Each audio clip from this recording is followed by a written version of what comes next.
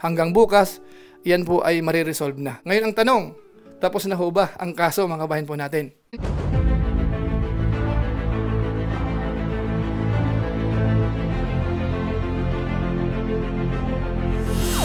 Ayun, shoutout guys, muli po, welcome to my YouTube channel. Ito po si Kuya Julay, ang inyong katugang, ang inyong kalingap na muling buwabati po sa inyo ng magandang araw, magandang gabi. Saang sulok man po tayo ng mundo naroon. At sa araw na ito, panibagong vlog po tayo. Medyo usaping seryoso ito. At medyo sabihin natin ilan sa mga issue na napapanood po natin. Dahil ito po ay nabuksan na rin po ng ilan sa mga kasamahan po natin. Ito po ay patungkol po sa pera.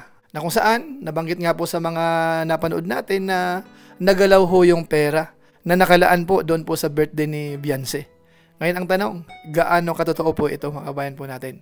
So yung ilang sa detalye po niyan, pag-usapan po natin maya-maya ng konti. Dahil sa ngayon, nakakuha na po tayo ng medyo maayos-ayos po na information. Na sa tingin ko po, maganda ho itong malaman din po ng mga viewers natin, magsilbing aral, at saka magkaroon tayo ng idea na yung mga bagay na ganyan, hindi na dapat marapat ulitin. So maya-maya po yan ng konti. Pero bago po yun, paalala mo na si Kuya Julay.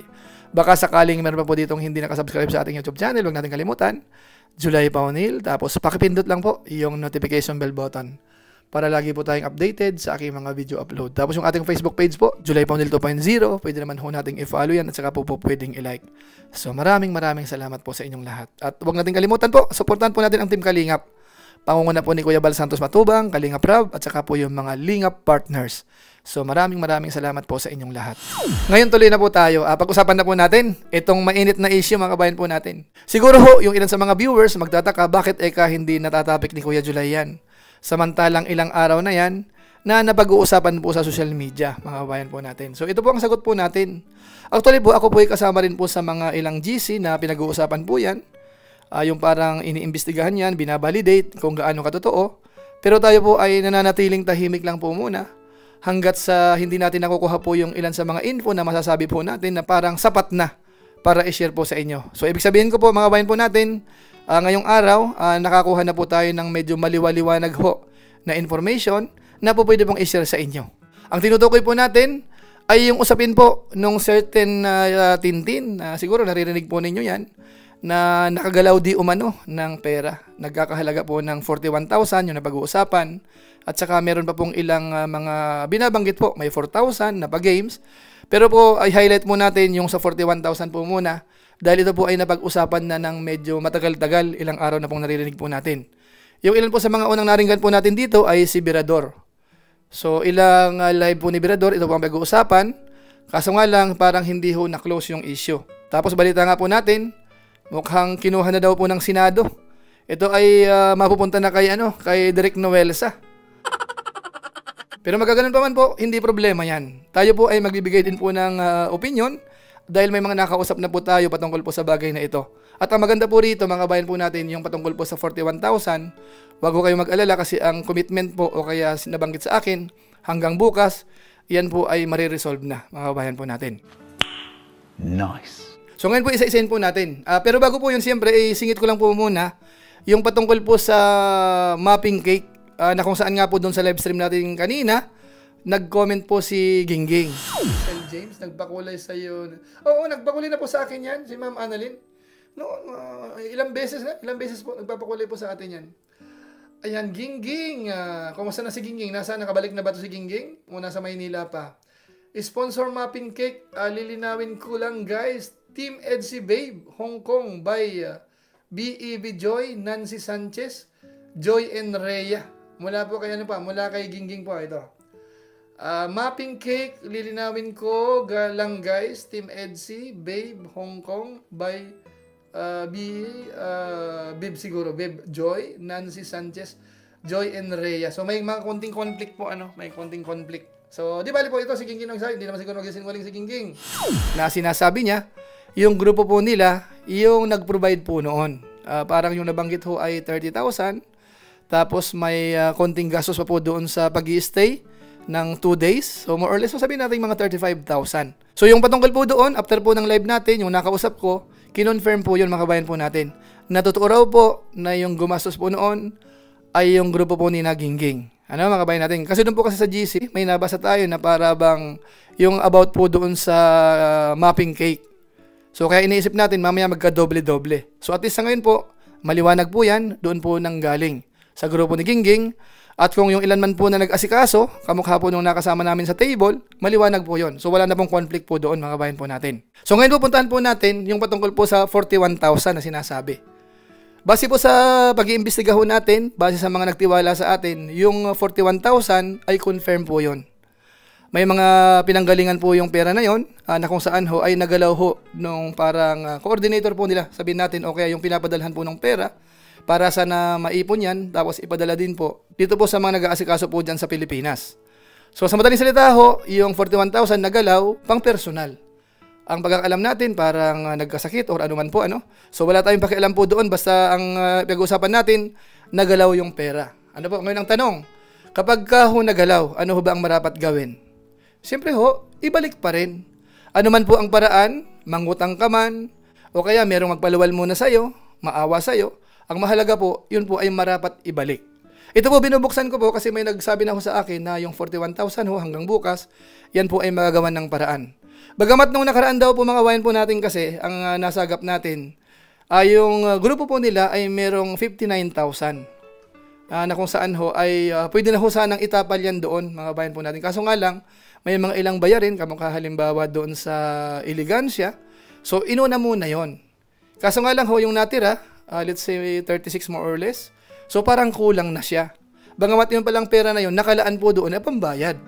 Kaso nga lang, yung nahiraman naman ho dahil kulang, so, hindi po tinanggap. Ano po?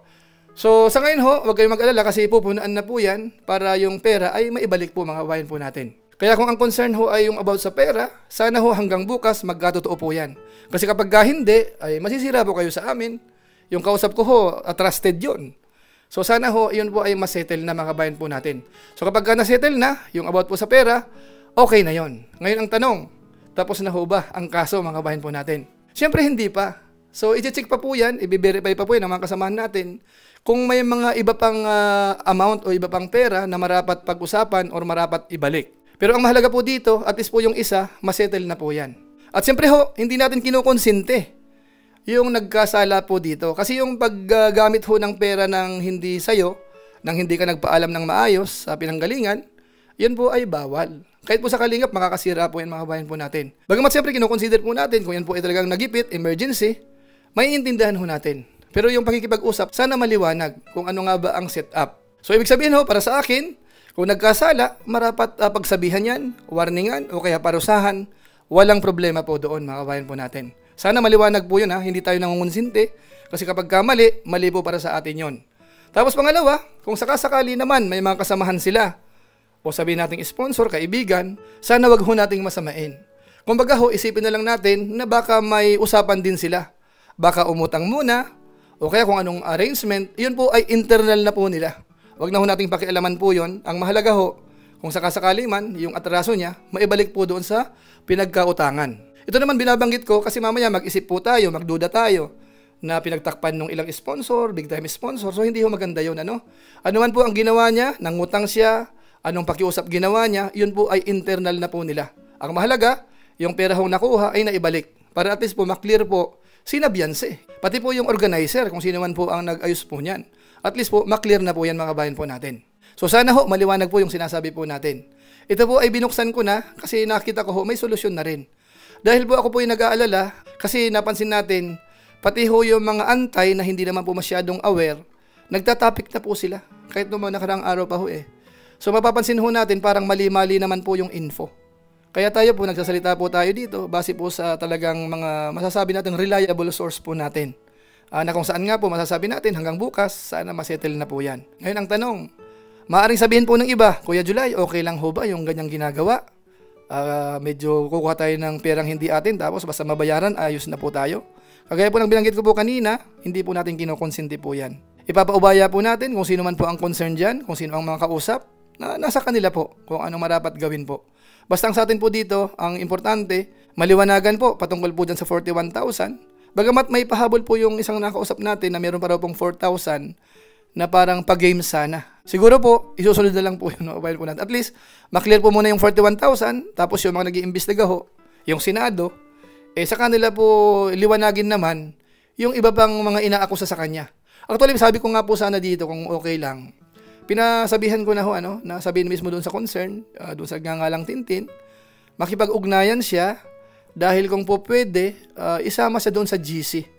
Kung may mga paliwanag siya na itong mga sinasabi nyo, tapos na yan, doon siya mag-explain. Siguro ho, kahit matapos lang muna yung 41,000, ini-invite ko po siya, makipag-ugnayan dito sa mga kasamahan ho natin, para maipasok ka mismo doon sa GC, doon sa parang grupo ng mga nag-iimbestiga, doon ka magpaliwanag. Kasi mamaya, madoble-doble naman yung ilan. Mamaya, nasettle na, tapos nakalagay po doon, parang hindi pa. So sa ikaliliwanag po siguro ng lahat mga kababayan po natin, yun po ang masasabi natin. So at least po, ang mahalaga dito, parang maliwanag na ho yung issue po sa 41,000. So unti-untiin po natin, kung sakasakali pong mayroon pang mga bagong development, pwede natin pong pag-usapan po uli. Pero pansamantala po, yung patungkol po sa 41,000, considered as okay na po siya hanggang bukas mga kababayan po natin. So yun lang po muna siguro ang ating maiksing reaction video po patungkol po sa bagay na yan. Naniniguro lang po tayo kasi mamaya sabihin ng iba, bakit hindi mo tinatapik yan Kuya July? Baka involved ka dyan. Mahirap na po mga kabayan po natin. Ako po yung naghintay lamang po ng mga info, sapat na basihan para masabi ho natin or ma-share po natin sa mga viewers po natin. So yun lang po muna siguro. Maraming salamat po sa inyo. Kung inyo po itong nagustuhan, pakishare na lang po. Maraming salamat. So muli, ito po si Kuya July, ang inyong katugang, ang inyong kalingap na pansamantalang nagpapaalam po muna. Kita-kita ulit tayo sa mga susunod ko pang vlog. Maraming salamat sa inyong walang sawang pagsuporta po sa ating YouTube channel. Pagpalain nawa kayo ng Diyos, mabuhay tayong lahat. God bless. Bye-bye.